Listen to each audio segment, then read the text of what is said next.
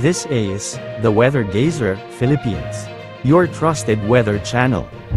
Magandang araw Pilipinas, narito na ang pinakahuling update sa binabantayan nating si Bagyong si Krising. Patuloy na lumalapit sa kalupaan ng bansa ang Bagyong si Krising habang napanatili nito ang kanyang lakas at huli itong namataan ng Pag-asa sa layong 520 kilometers silangan hilagang silangan ng Huban Sorsogon o di naman ay 470 kilometers hilagang silangan ng Catanduanes.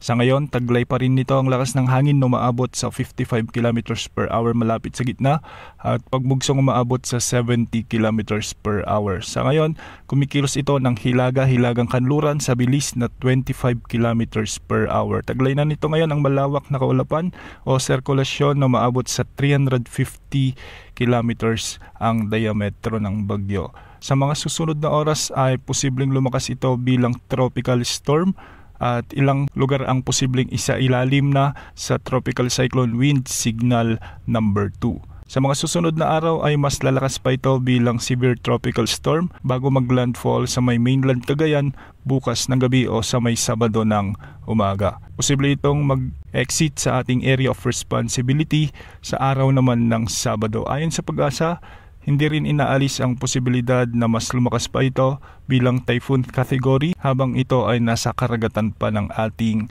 bansa. Hindi rin inaalis ang posibilidad na mas bumaba ang track na binabaybay ng bagyo, kaya laging umantabay sa ating channel para sa mga susunod na updates. Dahil dito nakataas na rin ang tropical cyclone wind signal number 1 sa Batanes, sa may Babuyan group of islands, sa may Ilocos Norte, Apayao, Cagayan, ang northern portion ng Ilocos Sur, ang Abra, Kalinga, Isabela, Mountain Province, Ifugao, ang northern portion ng Nueva Vizcaya, Quirino at ang northern portion ng Aurora. Ang mga lugar na ito ay inaasang makararanas na ng mga pag-ulan at pagbugso ng hangin dulot ng bagyo sa susunod na 36 na oras. Samantala nakataas naman ang red warning rainfall ngayong araw sa bahagi ng Occidental Mindoro at Antique. Ibig sabihin nito, posible ang matitinding pag-ulan na umabot sa mahigit 200 millimeters na pag-ulan ang inaasahan sa mga lugar na ito. Posible ang banta ng mga pagbaha at malawakang pag-ulan sa mga lugar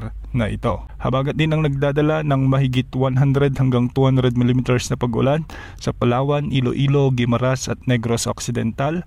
Samantalang 50 to 100 millimeters na pag-ulan naman ang inaasahan sa Metro Manila, Zambales, Bataan, Cavite, Batangas, Oriental Mindoro, sa may Marinduque, Romblon, Aklan, Capiz, Negros Oriental, sa may Siquijor, Cebu, Zamboanga del Norte, Lanao del Norte at Lanao del Sur. At dahil naman sa paglapit ng bagyo sa ating kalupaan, ay makakaranas na ng mga pag-ulan dulot ng mga rain bands ng bagyo ang Camarines Norte, Camarines Sur at Catanduanes. Posible rin ang 50 to 100 millimeters na pag-ulan ang inaasahan ngayong araw sa may Cagayan, Isabela, Quirino, Aurora, Quezon Province, Albay, Sorsogon, Masbate, Northern Samar, Eastern Samar, Samar at Biliran. Bukas inaasang mas maraming lugar pa ang makakaranas ng mga malalakas hanggang sa matitinding pag-ulan dahil sa pinagsamang epekto ng habagat at ng Bagyong Krising. Antabayan na ng mga susunod na update ukol sa binabantayan nating bagyo.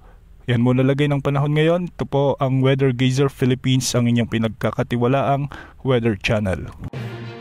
This is the Weather Gazer Philippines, your trusted weather channel.